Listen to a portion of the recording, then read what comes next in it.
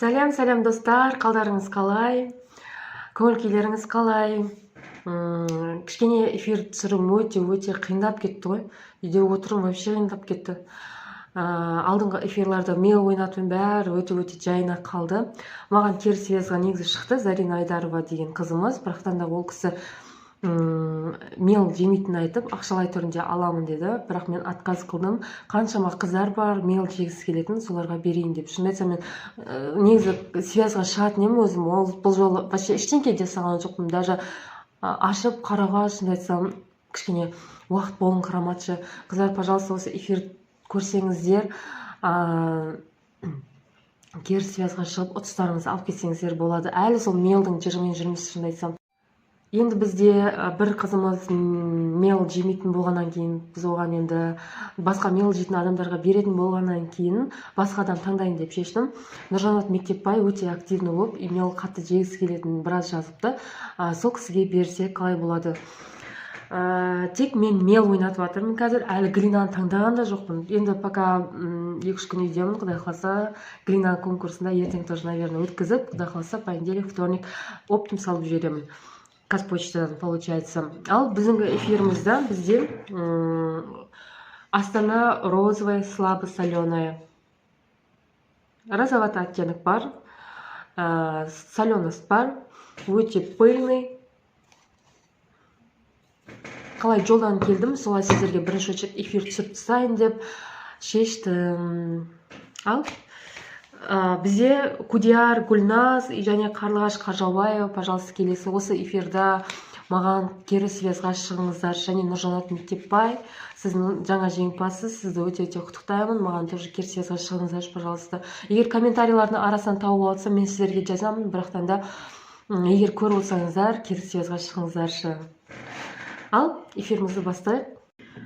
Еще қыздар, жақын арада мен имплант уақыты болды, салатын, соны салсам білмеймін, даже бірнеше уақытқа дейін қат нәрсе болмайды дейді. Так, еле как жеп жүрген адам басқа бағытқа ауыстырам ба, или пас тағып жейм ба, мен даже білмеймін не істейтінімді.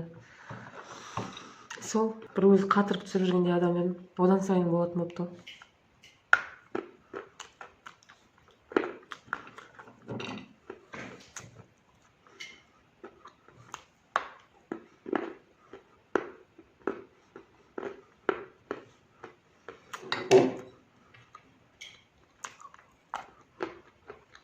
Өте жирный.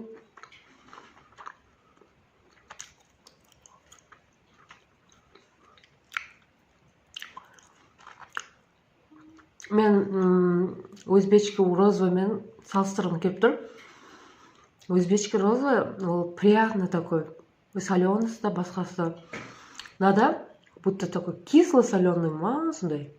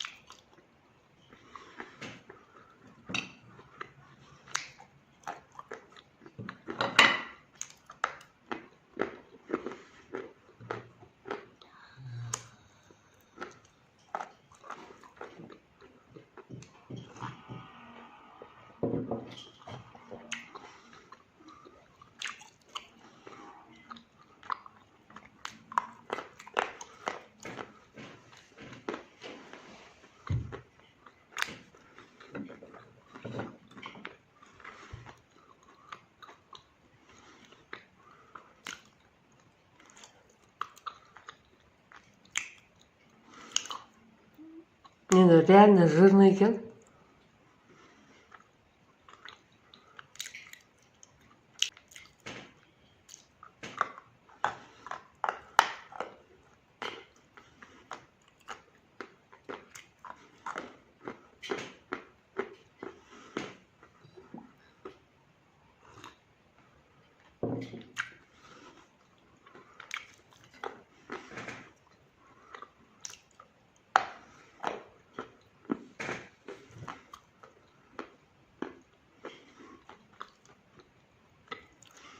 тіске қатты жабысады екен. Даже шайнау өте қиындық тудырады.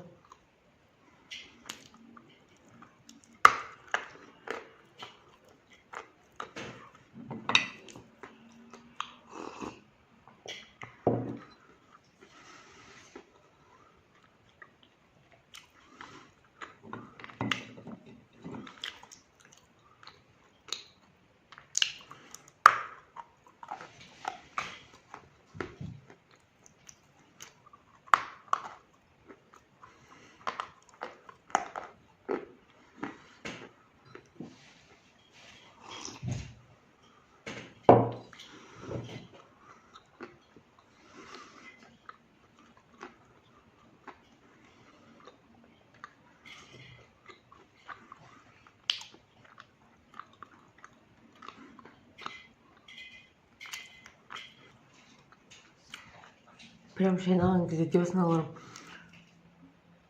ауырып кетіп отыр, шын десем. Тістен тісімді алу өте қиын болып жатыр, жағымды қимылдатып ше.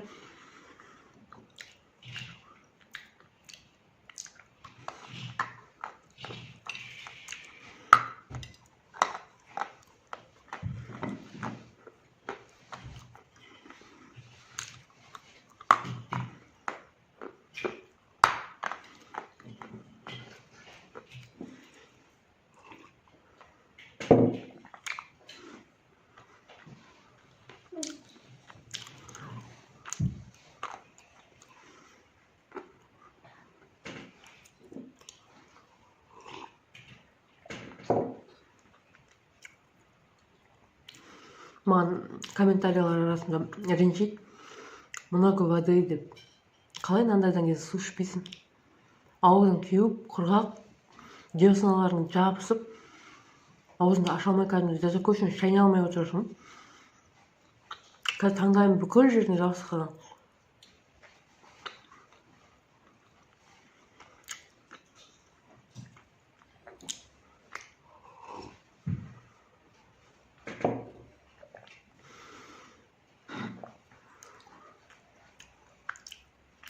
Сол достар, қайта сіздерді көргеніме өте қуаныштымын. Кішкене сөйлеуге ыңғайсыздық тудырып жатыр, ренжімеңіздер. Жаңағы ұтып алған жеңімпаз қыздарымыз Кудияр Гүлназ, Қарлығаш Қажабаева алдыңғы эфирде ғой, бірақ әлі связьға шыққан жоқ. Пожалуйста, маған связьға шығыңыздар. Болмаса өзім комментарий арасынан тауып аламын. Бүгін Құдай қаласа іздеп отырып. И Нұржанат Мектепбай, сол кісі тоже связьға кері шықсын. Ал мен барып аузымды тазалайын. Вообще невозможно болып кетті. Рахмет мені көріп, тыңдап, мені күтіп жүретіндеріңізге сіздерге көптен көп рахмет. Ал барлықтарыңызға сәтті күн тілеймін. Сау болыңыздар.